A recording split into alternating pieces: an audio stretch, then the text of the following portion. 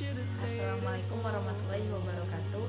Perkenalkan, nama saya Gilang Komala Dewi, NIM 1902542432 dari Prodi Budidaya Perairan Angkatan 2019. Baiklah, di video kali ini saya akan menjelaskan tentang rakit dan tonggak. Pengertian rakit. Rakit merupakan seperangkat wadah budidaya yang bisa digunakan pada sistem budidaya berbasis perairan water based aquaculture. Rakit yang digunakan pada umumnya berbentuk persegi dengan ukuran bervariasi dengan panjang sekitar 5 meter dan lebar 3,5 meter.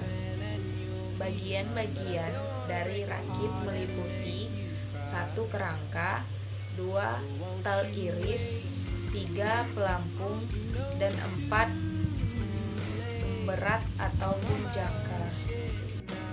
Nah, di sini saya mengambil judul-jurnal dengan analisis perbandingan efektivitas budidaya rumput laut Cottoni menggunakan metode longline, rakit apung, dan KJA di perairan Ketipang, Lampung. Rumput laut merupakan komoditas unggul budidaya laut di Indonesia dan salah satu produsen terbesar rumput laut di dunia. Budidaya rumput laut sangat tergantung pada teknik budidaya yang tepat dan dengan metode budidaya yang sesuai. Penelitian ini bertujuan untuk menganalisis perbandingan efektivitas budidaya rumput laut Cottoni dengan metode longline, metode rakit apung, dan metode keramba jaring apung ataupun KJA.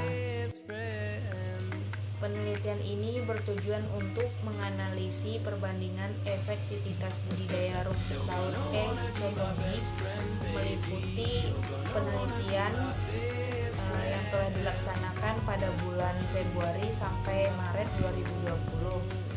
Data yang diperoleh dari analisis penggunaan statistik non-parametrik Kruskal-Wallis. Hasil penelitian menunjukkan pertumbuhan harian yield growth rate yang tertinggi sebesar 7,70% pada metode longline dan yang terendah sebesar 5,42% pada metode keramba jaring apung. Keberhasilan budidaya rumput laut selain tergantung dari musim dan kesesuaian lahan, antara lain ditentukan oleh metode yang digunakan. Menentukan metode budidaya yang kurang tepat akan berakibat pada produksi dan kualitas. Rumput laut yang kurang maksimal selama ini metode yang digunakan untuk budidaya rumput laut Cottoni yaitu metode rakit dan longline horizontal sejarah permukaan laut Widowati et al. 2015. Metode yang sudah dikembangkan dalam budidaya rumput laut cukup dikenal. Pembudidaya rumput laut adalah metode rawai panjang longline method, metode rakit apung floating prop method, metode lepas dasar off bottom method Aslan 1998. Metode yang telah digunakan tersebut memiliki kelemahan seperti pada metode rakit apung.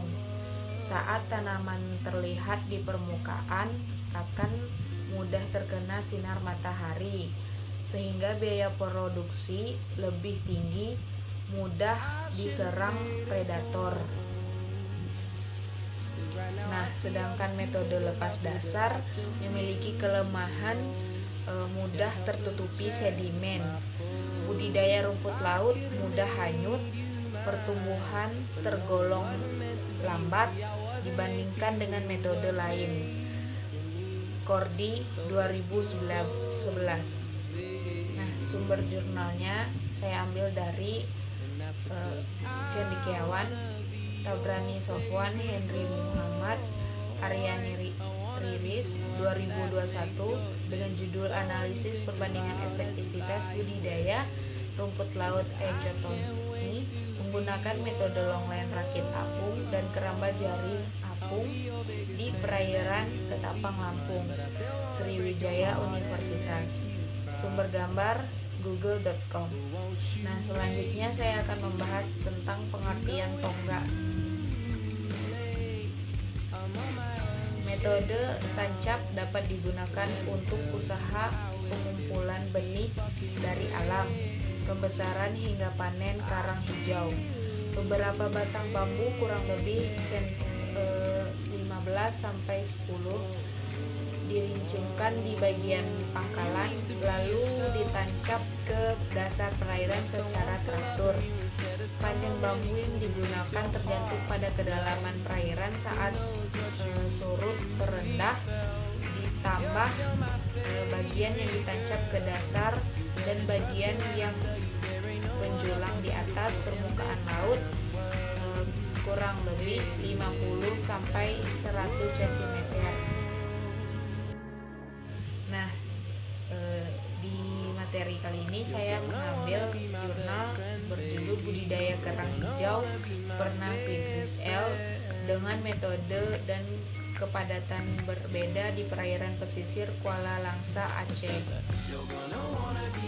Kerang hijau merupakan komoditas budidaya laut yang sangat prospektif untuk dikembangkan pada suatu sistem budidaya karena dapat dilakukan dengan biaya produksi yang rendah namun menghasilkan profitabilitas yang tinggi. Penelitian ini bertujuan untuk mengetahui metode dan kepadatan yang paling optimal untuk budidaya kerang hijau di perairan pesisir Kuala Langsa, Aceh. Metode penelitian ini menggunakan rancangan acak lengkap faktorial yang terdiri atas faktor metode longline dan stick dengan faktor kepadatan 20, 30, dan 40 individu per kantong 5,30 liter. Nah, dari masing-masing diulang sebanyak 4 kali berdasarkan sidik ragam dan specific ground rate SGR dari panjang SGL L dan bobot SGR W menunjukkan semua perlakuan metode. Kepadatan dan interaksi beberapa signifikan pada tarif uji 5%, P kurang dari 0,5, di mana perlakuan yang paling optimal yaitu perlakuan metode longline dengan kepadatan 20 individu per kantong 5,30 L diperoleh rata-rata nilai SGR L sebesar 0,86 kurang lebih 0,01% per hari dan SGR W sebesar 1,18 kurang lebih 0,04% dengan sintasan mencapai 92,50 kurang lebih 2,89%. Parameter kualitas perairan selama periode budidaya masih sesuai untuk mendukung kehidupan kerang hijau di masa suhu berkisar 27,5 sampai 34 Celcius, salinitas 28,5 sampai 33,0 ppt, pH 7 8 sampai 8,6 dan oksigen terlarut 4,5 sampai 6,5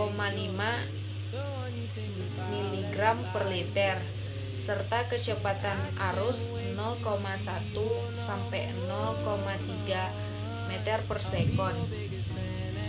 Budidaya kerang hijau dengan metode longline pada kepadatan 20 individu per kantong 5,30 liter merupakan pola budidaya yang paling optimal untuk diterapkan di perairan pesisir Kuala Langsa, Aceh. Sumber jurnal yang saya ambil dari Cendekiawan dengan nama penulis Sagita Andi Kurnia Rahmat Sulistian tahun 2017 dengan judul Budidaya Kerang Hijau Panahidil L dengan metode kepadatan berada di perairan pesisir Kuala Langsa, Aceh, volume 12 dari halaman 57 sampai 68. Sumber gambar google.com. Terima kasih, sekian presentasi dari saya. Jika terdapat kesalahan kata, saya mohon maaf.